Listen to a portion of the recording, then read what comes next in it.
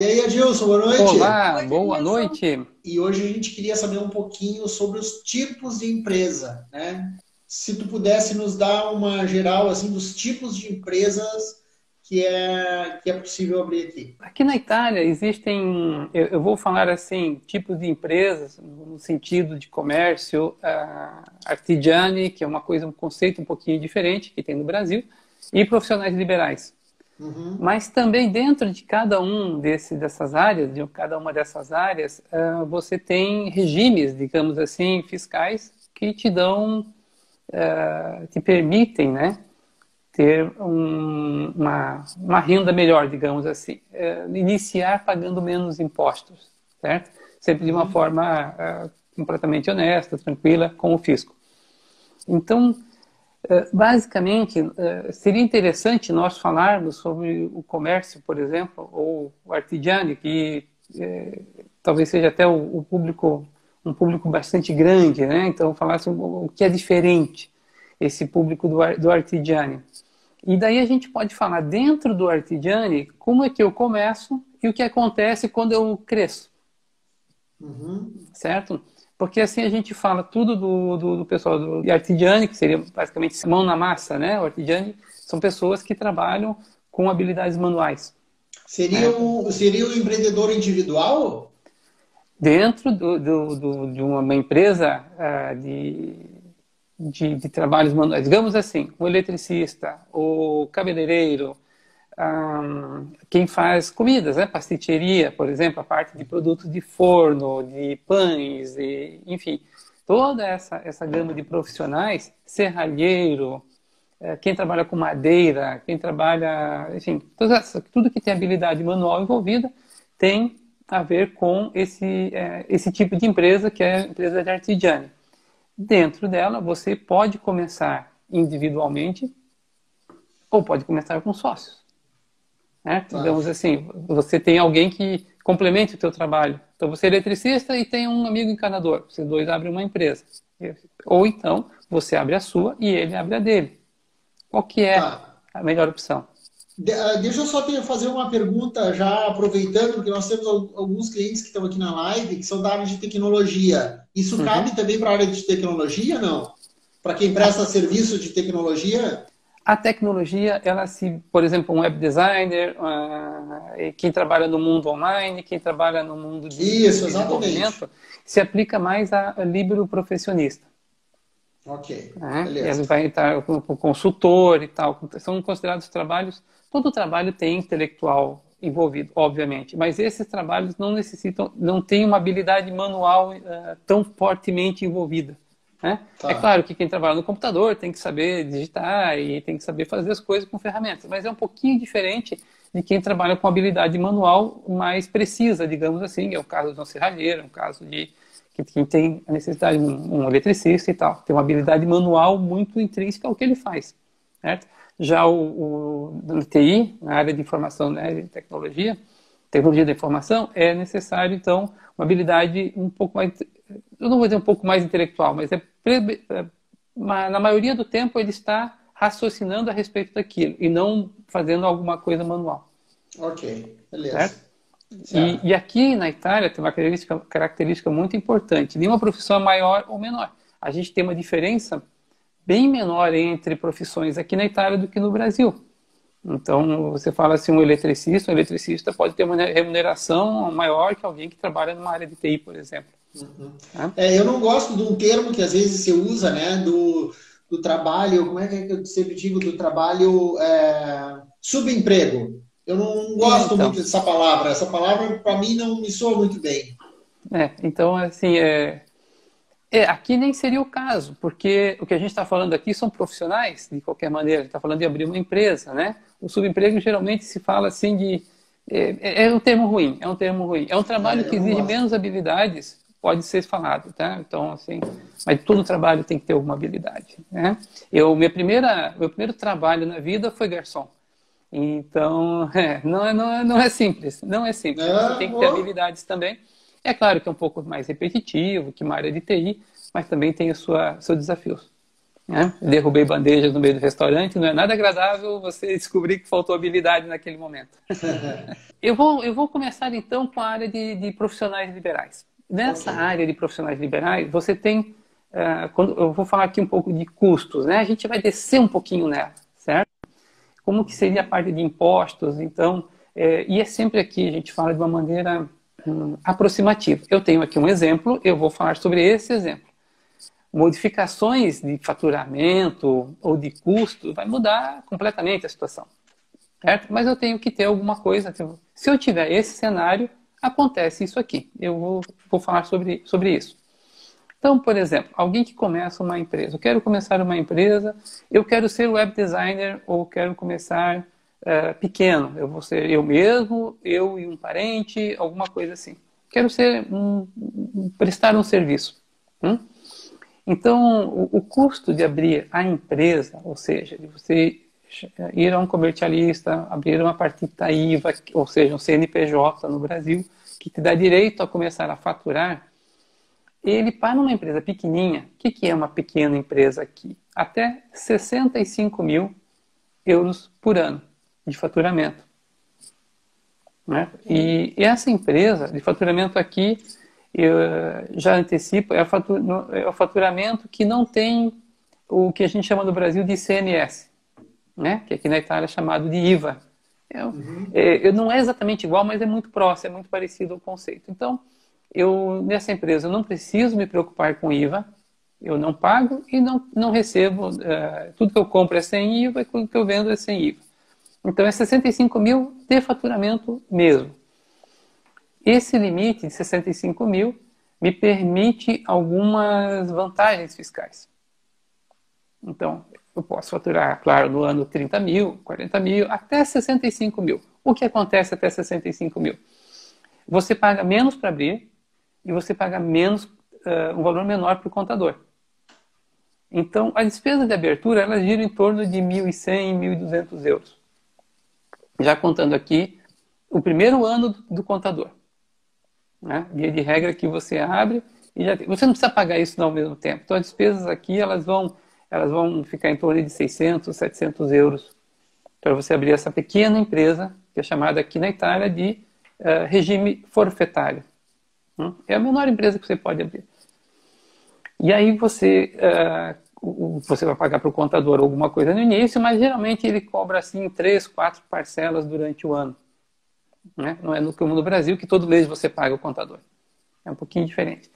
E aqui, prepare-se, já tem uma questão cultural que o contador não faz bem um orçamento. Ele te dá um valor aproximado, mas ele não escreve. Geralmente ele não escreve que vai custar X euros o ano todo. Ele te dá uma ideia do valor e tal. Alguns que são mais precisos, outros dizem, não, isso conforme eu vou te cobrando, conforme acontecer e tal. Enfim. Mas a ideia é justamente essa. O primeiro ano, em termos de burocracia e tal, você vai ter aí em torno de 1.100, 1.200 euros. Tá? E pagando uma metade, digamos assim, no começo, e a outra você vai pagando durante o ano. Certo? Bom, isso aqui, tanto faz se você vai até 65 ou vai além de 65, porque desde que seja uma pessoa só. Tá? Desculpe, desde que seja uma empresa individual. A empresa individual ainda é uma categoria um pouquinho acima. Eu não vou misturar o assunto agora. Eu estou ficando só na pequena empresa, essa microempresa, até 65 mil euros por ano. Aí você tem descontos. O que é esse desconto? Tem uma despesa muito importante aqui na Itália chamada INPS. Além do imposto de renda, digamos assim, né, o INPS aqui é muito importante. Vou dar um exemplo. Uma microempresa no Brasil, ela paga 6%, 6%, 7%, 8% no máximo, depende do seu faturamento.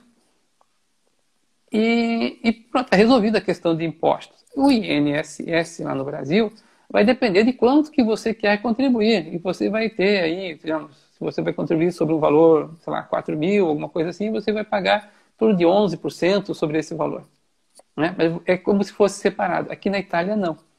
Aqui o INPS vai incidir sobre o teu, não sobre o teu faturamento total. Eles pegam assim, digamos que você fature no ano 65 mil. Pega bem o limite. O limite. O limite. Se você tem uma atividade na área de TI e essas várias atividades, web designer e tudo mais, você, empresa, porque é uma empresa individual, né, você está falando aqui, vai ter um desconto.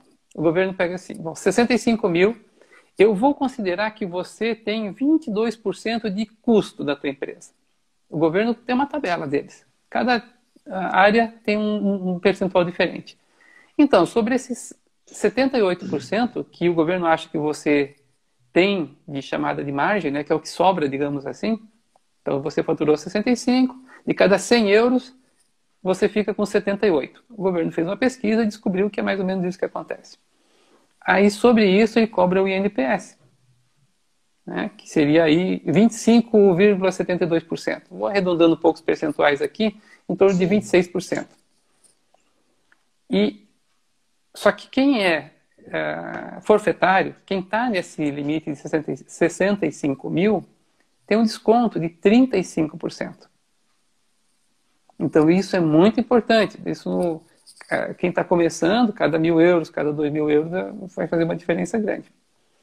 Então, só para ter uma comparação, se você for uma empresa, né, que não tivesse esse desconto, esses 35%, você iria, automaticamente você iria pagar um valor aqui de 9 para 13 mil. Então, nesse exemplo que eu estou dando aqui, 65 mil, quase 9 mil vai ficar para o INPS, já com desconto. Então, vejam como é um valor muito representativo. É muito alto esse valor em relação ao Brasil. No Brasil, o valor é mais baixo para uma microempresa. Tá? Porém, tem um outro detalhe.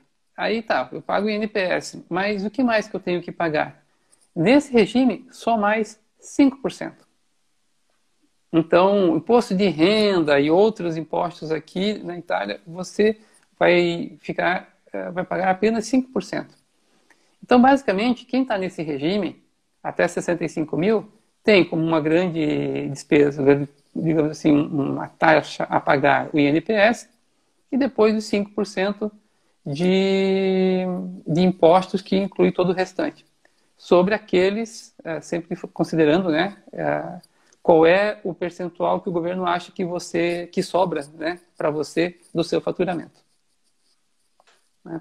Eu me preocupo muito em ser claro nessa explicação. Eu fiz até um percentual aqui, assim, 65 mil. Se eu for alguém da área de TI e faturei 65 mil no ano, quanto me sobra? Vai sobrar em torno de 61%. Né? Então, dos 65 mil, sobra 39 mil e alguma coisa. Ótimo, esse cálculo é bom para as pessoas terem uma ideia. Para ter uma ideia. Claro, eu estou olhando aqui um valor de 65 mil. Quanto eu baixando esse valor, mas como tudo aqui é percentual, a diferença não vai ser tão forte. Na área de TI, isso aqui eu estou falando para pessoas de trabalhos que a gente falou, predominantemente intelectuais, né? Web designer, consultores, esse tipo de coisa. Então, veja bem, não estão aqui profissões do tipo advogados, psicólogos, engenheiros. Por quê? Eles também podem se classificar aqui e pagar os 5%, mas o INPS é diferente. Então, são essas outras profissões, são profissões regulamentadas e tem. Eu peguei até aqui um exemplo, o psicólogo, por exemplo. Um psicólogo, ele pagaria 10%, é um valor já bem menor, né, um percentual bem menor, do faturamento líquido dele, ou seja, o faturamento total menos os custos, e mais 2% do faturamento total. É uma regra completamente diferente da regra geral do INPS. Né? Os advogados têm um valor fixo de em torno de 3 mil euros no ano, mais 4% do volume de negócio. Faturado. Volume de negócio declarado. Mas isso eles contribuem para a sua própria previdência, tudo separado. O Brasil já teve isso uma época, depois foi tudo, todos foram unificados, houve uma unificação geral. Né? Aí na Itália continua assim, algumas profissões têm tem essa sua caixa separada. Né? E é interessante, quando você tem uma empresa menor, o custo do INPS ele é forte, porque você, né, o empreendedor, então empresa individual, ele tem é considerável, você tem que considerar essa despesa. Ótimo. É claro, eu considerei o que aqui? Eu usei exatamente o percentual de 22% de custos. Aí vai ser, bom, Adilson, mas é diferente eu trabalhar na área de TI ou, enfim, pode ter diferenças entre. Beleza. Só que aqui eu tive que pegar um exemplo e aproveitei e usei o mesmo percentual que o governo estipulou. É uma média, digamos assim, é um geral que eles fizeram. Então, é claro que se o teu custo for menor do que 22%, ótimo, porque aqui você vai pagar sobre 22%. Se o custo for maior que 22%, infelizmente o teu INPS e o teu 5% de imposto de renda vai ser sobre os 78%, considerando um custo de 22%. Certo? Então, aí são vantagens. Isso se tratando, então, do forfetário.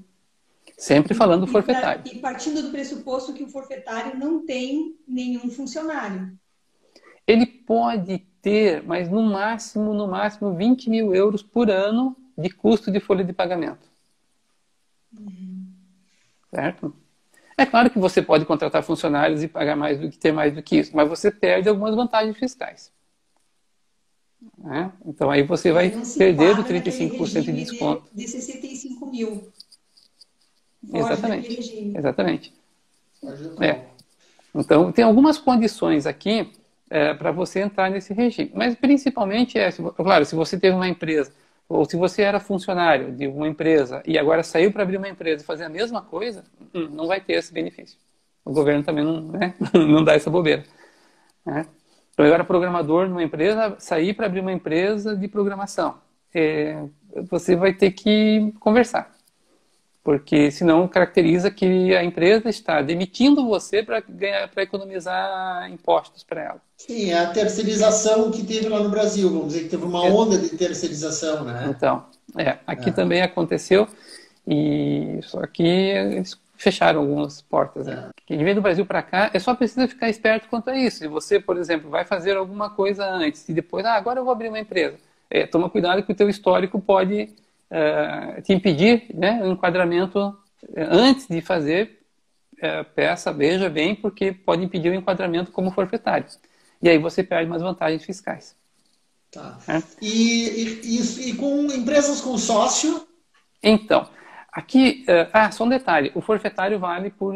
o forfetário com essa vantagem fiscal, desconto e imposto de renda de só 5%, isso vale por 5 anos.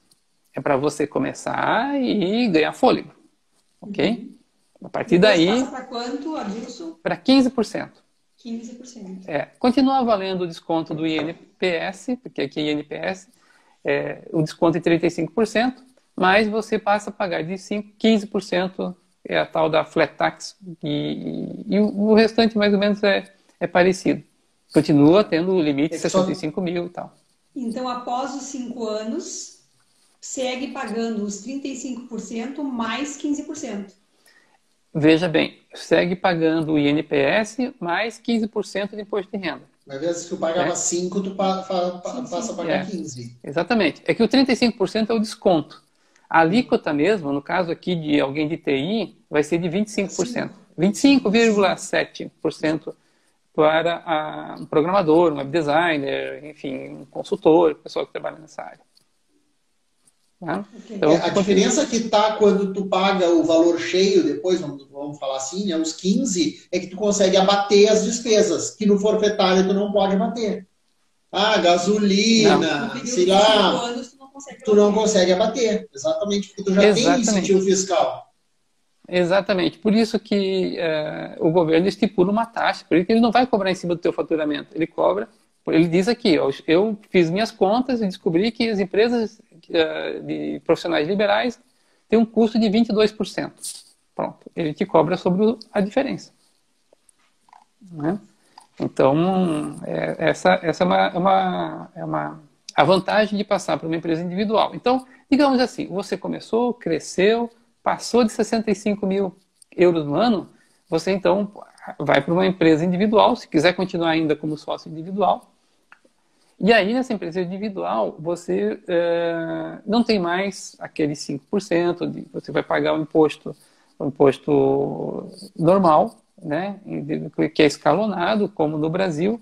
O imposto de renda aqui, que você vai pagar, vai de 23% a 43%, dependendo da faixa. Então, vai subindo, né? Então, até 15 mil é um valor, em torno de 30 é outro, 50, 75.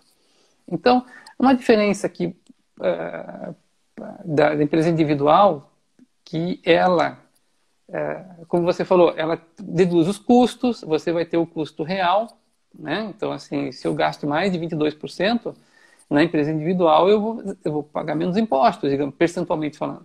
Se o meu custo é 30%, eu vou pagar sobre 70%. Na forfetária eu pagava sobre 78% do meu faturamento, né? Só que, por outro lado, as despesas com o contador já são maiores, né? Então, você vai aí, um salto aí, que a gente estava falando de 600, 700 euros, você vai para alguma coisa em torno de 1.400 por ano, você gasta com... Isso depende muito de cada contador. Na internet você encontra sites que te fazem a contabilidade, né? É questão de... né? E você vai ter valores muito reduzidos. Eu diria o seguinte, primeiro procure um profissional que seja recomendado, que você possa ter confiança. Depois, se você quiser estudar outras opções, ok. Mas no começo, eu uso isso como um certo princípio. O importante é que funcione. Depois, com o tempo, você vai reduzindo custos ou tentando chegar em alguma coisa melhor, tentando a perfeição, digamos assim, certo? Então, nem que você tenha um custo maior no começo, mas eu diria, veja um profissional recomendado, né? Mas, enfim, é 1.400 no ano, é 1.200, é 1.300, mas se vier uma proposta de 500, metade, desconfie. Alguma coisa aí vai faltar. Sim, vai fazer falta. como em tudo, né? Uhum.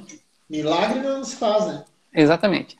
De qualquer maneira, do forfetário para a dita individuale, né? A dita individuale pode faturar quanto quiser, não tem problema, mas vai te pagar um pouquinho mais por isso. Okay. Só para ter uma ideia, se uma empresa no forfetário faturar 65 mil euros no ano, ela lá no final, eu comentei que pode chegar então a em torno de 60%, né, sobra para ela, né, pagando os impostos e tal.